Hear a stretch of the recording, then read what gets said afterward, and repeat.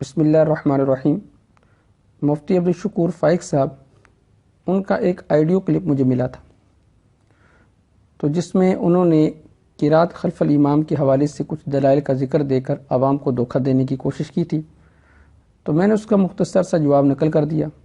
مجھے اس بات کا علم نہیں تھا کہ میری اس بات کو سن کر مفتی صاحب آپس سے باہر ہو جائیں گے، اور انہوں نے اس پر ایک لمبی چوری تقریر ریکارڈ کر کے مجھے بھیجی، لیکن جو میرے سوالات تھے ان کا مفتی صاحب نے کوئی جواب نہیں دیا۔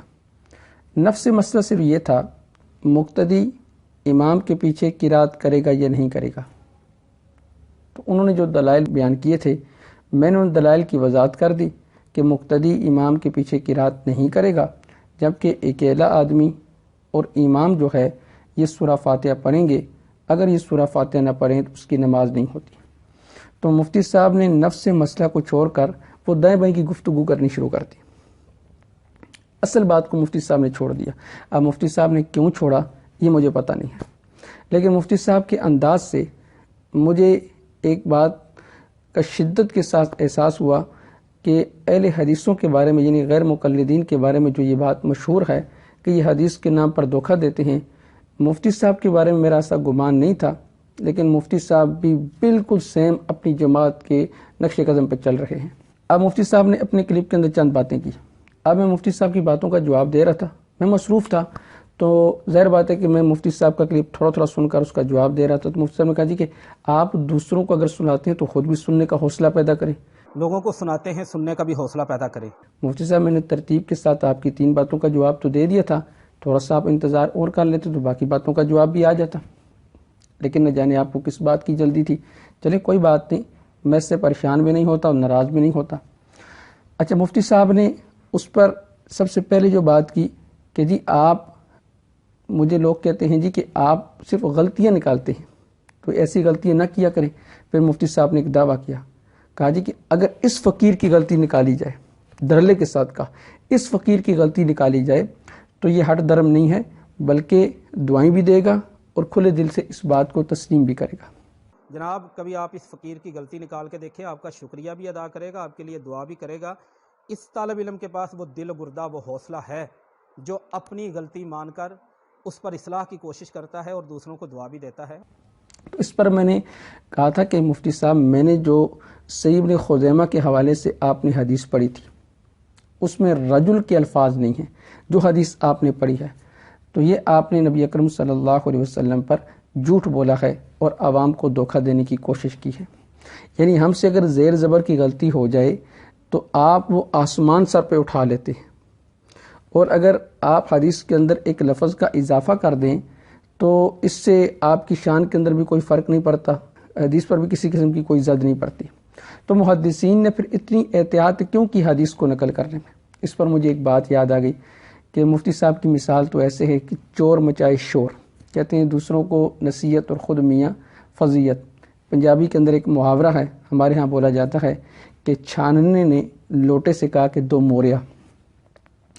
اب یہ حدیث کے اندر رجل کے الفاظ نہیں تھے۔ یہ میں نے مثالیں مفتی صاحب کے لیے نہیں کہی، مفتی صاحب شاید میری بات کا برا منا جائے، مفتی صاحب حدیث کے اندر رجل کے الفاظ نہیں تھے۔ آسان تو یہ تھا کہ آپ نے جو دھڑلے کے ساتھ کہا کہ جی میری غلطی کی نشاندہی کریں تو میں رجوع کروں گا، تو آپ کہہ دیتے جی واقعتاً اس حدیث کے اندر رجل کے الفاظ نہیں ہیں۔ الٹا آپ نے یہ کہا جی میں یہ ثابت کرتا ہوں حدیث کا ادنا طالب علم ہونے کی حیثیت سے۔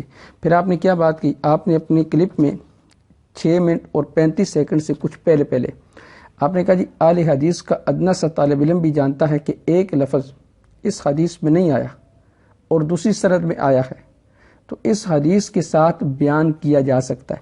یعنی یہ لفظ اگر اس حدیث کے اندر نہیں آیا اور دوسری حدیث میں اسی سند کے ساتھ اگر آیا ہے تو مفتی صاحب کے کہنے کا مطلب یہ ہے کہ اس کو بیان کیا جا سکتا ہے۔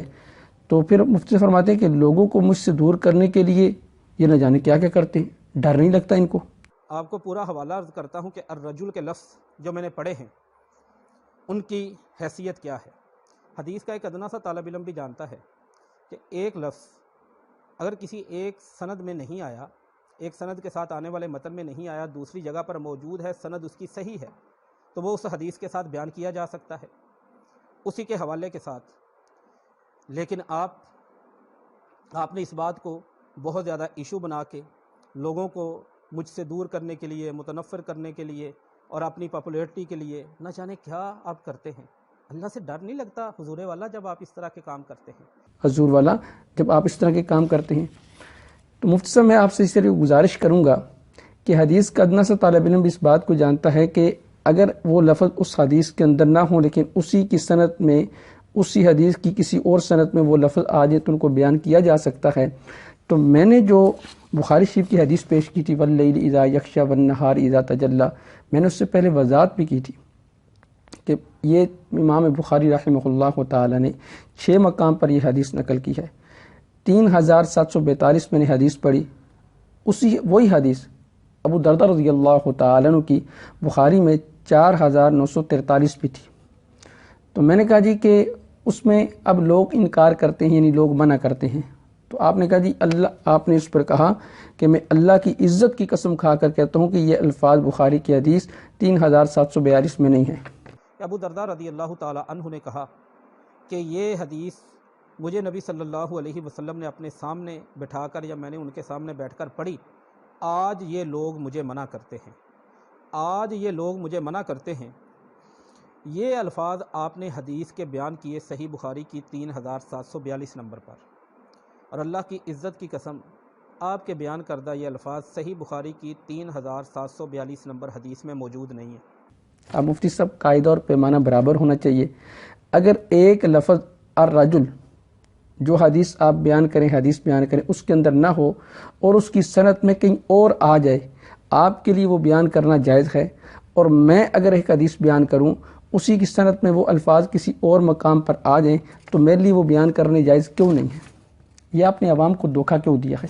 صرف مجھے آپ یہ بات بتلا دیں کہ آپ نے یہ بات کر کے عوام کو دھوکہ کیوں دیا کہ آپ نے جو حدیث بیان کی اس کے اندر رجل کے الفاظ نہیں تھے، لیکن آپ نے کہا دوسری حدیث کی سند میں یہ الفاظ موجود ہیں۔ وہ تو میں بعد میں دیکھوں گا نا جو آپ نے بیان کی، اس پہ میں بعد میں بات کروں گا۔ میں نے جو حدیث بیان کی بخاری کی 3742، اس میں اگر یہ الفاظ نہیں تھے تو اسی کی سند وہی صحابی ابو درداء رضی اللہ تعالی عنہ، ان سے یہ الفاظ 4943 میں پائے جاتے تھے۔ پھر آپ نے اپنے لیے پیمانہ اور میرے لیے پیمانہ اور کیوں رکھا؟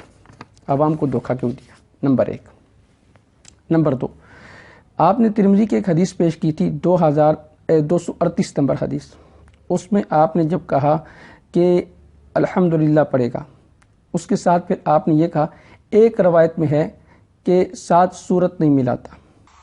جامع ترمذی میں 238 نمبر حدیث ہے، لا صلاۃ لمن لم یقرأ بالحمد۔ نبی صلی اللہ علیہ وسلم نے ابو سعید خدری رضی اللہ تعالی عنہ سے نبی صلی اللہ علیہ وسلم سے روایت بیان کی، اس بندے کی نماز نہیں ہوتی جو الحمدللہ نہیں پڑھتا۔ وسورت، ایک روایت میں ہے سورت 7 کوئی نہیں ملاتا۔ ایک روایت میں یہ ہے کہ 7 سورت نہیں ملاتا۔ مصحف یہ ایک روایت میں ہے، ان الفاظ کا اضافہ آپ نے کر کے لوگوں کو دھوکہ کیوں دیا؟ حالانکہ جو حدیث پیچھے سے آپ پڑھتے آ رہے ہیں 238 نمبر، اسی میں یہ ہے کہ اگر 7 سورت نہیں ملاتا۔ اب آپ نے عوام کو دھوکہ اس لیے دیا تھا کہ اگر آپ یہ کہہ دیتے کہ یہ اسی حدیث کے الفاظ ہے کہ 7 سورت نہیں ملاتا، تو پھر لوگوں نے آپ سے یہ بات پوچھنی تھی کہ مفتی صاحب ہم تو فاتحہ پڑھتے ہیں، 7 سورت نہیں ملاتے، یہ تو ہمیں تو ایسا کرنا چاہیے کہ امام کے پیچھے سورہ فاتحہ بھی پڑھنی چاہیے اور 7 سورت بھی پڑھنی چاہیے۔ تو اس لیے آپ نے الفاظ تبدیل کر دیے، آپ نے کہا جی 7 سورت نہیں ملاتا۔ نمبر 2، میں مفتی صاحب انتظار میں رہوں گا کہ آپ اپنی ان باتوں سے کب رجوع کرتے ہیں۔ نمبر 3، فضائل ابو سفیان میں نے مسلم شریف کی ایک حدیث پیش کی تھی، اس میں نے جو کہا ان الفاظ کی عربی نہیں پڑھی، میں نے یہ الفاظ نہیں پڑھے، صرف میں نے ترجمہ کر دیا کہ نبی اکرم صلی اللہ علیہ وسلم سے کہا کہ آپ نے کہا کیوں نہیں کرتے؟ مجھ نے کہا جی کہ یہ الفاظ کہاں پر ہیں؟ آپ نے تحریف کر دی، آپ نے عبارت، یہ الفاظ نہیں بنتے کہ آپ نے کہا کر دی، اس کی عربی کیا بنتی ہے؟ مجھ نے بڑا وویلا کیا، آسمان سر پہ اٹھا لیا۔ آپ نے حدیث کے یہ لفظ بیان کیے کہ آپ اس سے نکاح کر لیں، تو اس کے مطابق لفظ کچھ اس طرح سے ہونی چاہیے تھے کہ زوجہا یا انکیہا۔ تو مجھ سے میری گزارش یہ ہے کہ اگر میں یہ منع کر دوں یا یہ الفاظ بیان کر دوں، آپ کہتے ہیں مجھے اس کی عربی دکھلائیں، تو آپ مجھے بتلا سکتے ہیں کہ آپ نے جب فقہ حنفی کا مسئلہ پڑھا اور پڑھتے ہوئے آپ نے یحذر کا مطلب یہ کیا کہ زیادہ سے زیادہ اس کو 10 ڈنڈے سوٹے مار لیے جائیں.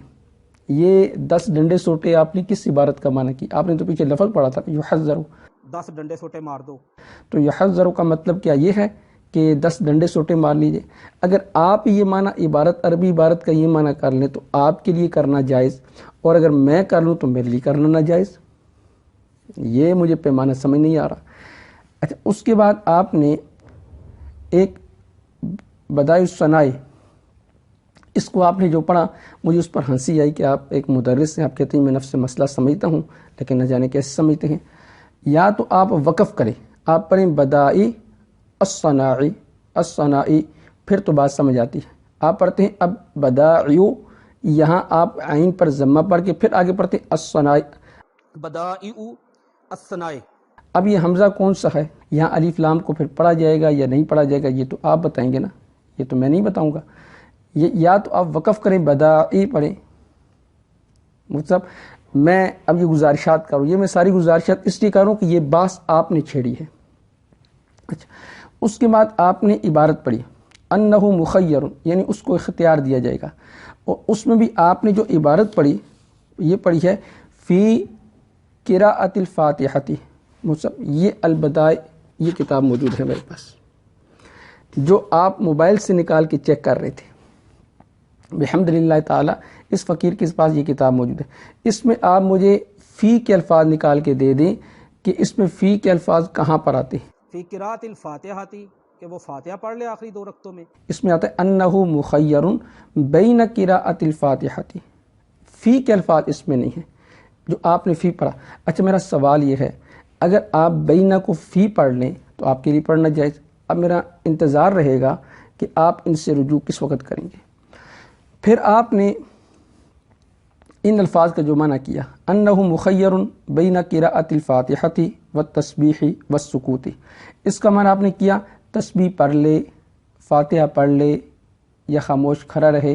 فی قراءۃ الفاتحہ کہ وہ فاتحہ پڑھ لے آخری 2 رکعتوں میں، والتسبیح یا تسبیح پڑھ لے، والسکوت یا خاموش کھڑا رہے. وہ کہتے ہیں یہ اب مجھے آپ نے ان الفاظ کی عربی کر کے بتلانا ہے کہ فاتحہ پڑھ لے اور خاموش کھڑا رہے اور تسبیح پڑھ لے یہ کون سا صیغہ ہے یا کون سا زمانہ ہے اور اس کی عربی کیا بنے گی، تاکہ مجھے پتہ چلے نا کہ میں نے اگر معنی غلط کیے تو مفتی صاحب معنی بالکل صحیح کر رہے ہیں. تاکہ مجھے یہ بات آپ نے چھیڑی ہے نا، اب اس بات کو تھوڑا سا لے کے چلتے ہیں، کوئی مسئلہ نہیں ہے.